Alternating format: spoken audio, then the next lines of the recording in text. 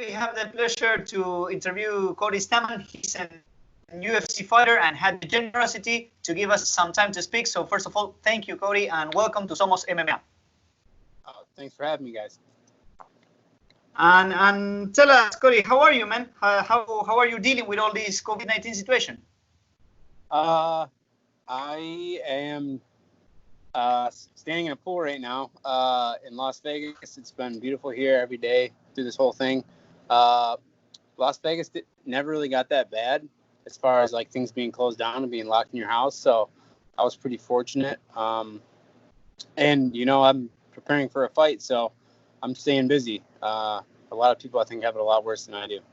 And how do you manage to prepare a fight in the middle of this situation? How does that affect you? So I mean, I have a handful of people that I've been working with consistently since all this happened. Just a really small group of guys that I know aren't going out and exposing themselves to COVID-19. They're doing the same thing as I am. They're just training, literally going from training home. Like that's all we've been doing. And then, going outside, going for hikes and stuff. But I mean, it hasn't changed that much for me. I mean, I've been consistently getting 2 hard workouts every day, just like I would throughout any other training camp. It's just the little stuff, but as a fighter, you kind of have to adapt to those things. That's, part of being a fighter is about being able to adapt and overcome adversity, and it's no different. And what do you expect from this fight? I'm gonna do the same thing I do with everyone. I make people fight my fight. Whether if they're a really good striker, I'll take them down. If they're really good on the ground, I'll stay on the outside and kickbox them.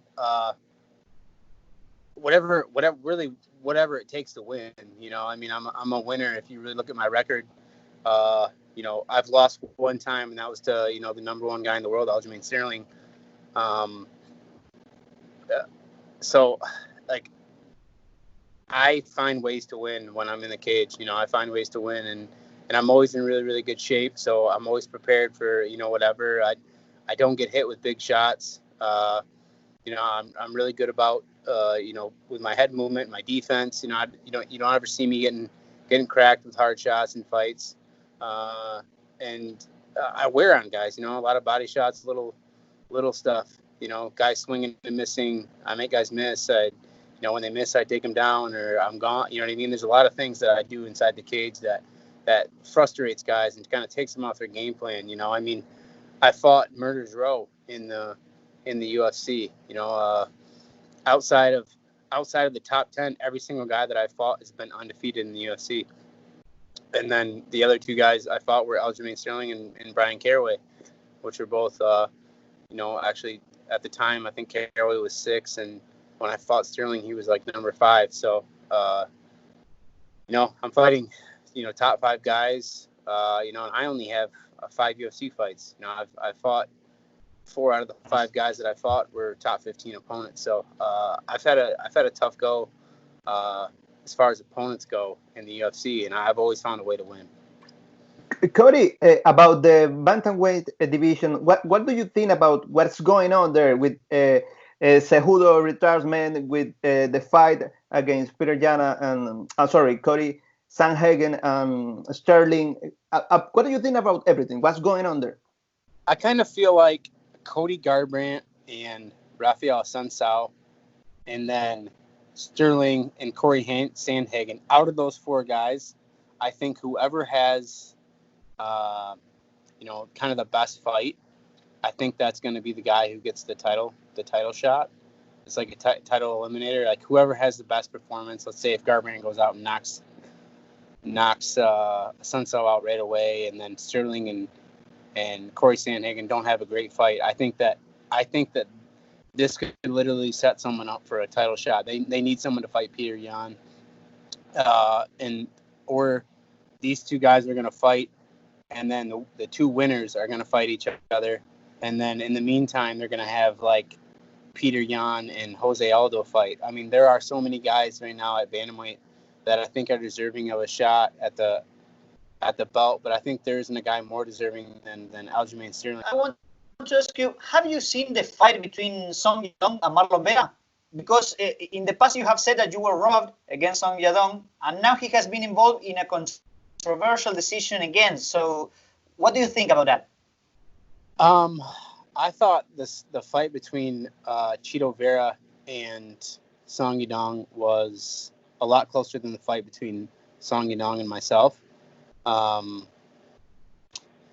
you know, I thought Chito did a good job of, you know, implementing his game plan and doing what he had to win the fight. You know, when I initially watched the fight, I 100% was like, Chito just got robbed really, really bad. And then when I went back and rewatched it, I thought it was a little bit closer than what I originally remember it being. I think mainly because I really wanted Chito to win. I really wanted Chito to win that fight. But then when you turn the volume up and you actually like hear the fight, Song Yadong was hitting him really hard. You know, Song Yadong hits hard. He hits really, really hard. And you got to think that if you're a judge and you're sitting next to the cage and you're hearing Song Yadong hit a guy, it doesn't sound good. You know, it really doesn't sound good. It's a bad look for a judge, you know, and these guys can hear everything, you know, with how quiet it is in those arenas. It's crazy what you can hear, every punch and kick, everything land. It's different. So I think that kind of swayed the judge. But really, I mean, that fight really could have went either way. But just based on like Chito always going forward, kind of initiating all the you know, wrestling and grappling, I felt like he controlled the fight more. Yeah, initially I definitely would have had Chito win in that fight, but God, who knows? It was close. You want Chito won because of your draw with Johnson down, or for any other reason? Well, honestly, it always looks better when a guy that you fought and beat goes out and does well, right? So, I mean, anybody I fight and beat, I want to see him do well. So, if I'm thinking just about my career, I'm thinking, well, I want Song Yadong to win. But I like Chito, and a lot of people that I know like him too, and say he's a really, really good guy. So, you know, with that being said, like I was rooting for him to win, not because of anything fighting related, just because I've heard that, you know, he's a decent dude, and you know, I want the good guy to win. Do you want to fight Chito sometime? You know, I could see Chito and I fighting eventually. Not really someone that I've even been offered. We have the same manager. Okay. So I think, you know, unless the UFC absolutely really, really wanted the fight, I don't see it necessarily happening. But yeah, I mean, Chito's tough.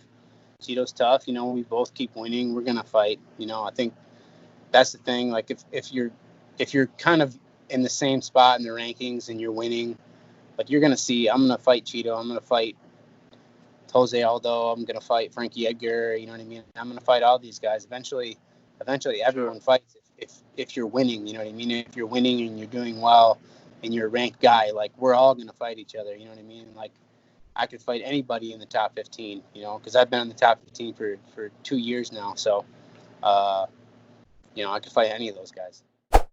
Gracias por visitar Somos MMA en YouTube. No olvides suscribirte a nuestro canal y activar las notificaciones para seguir disfrutando de nuestro contenido.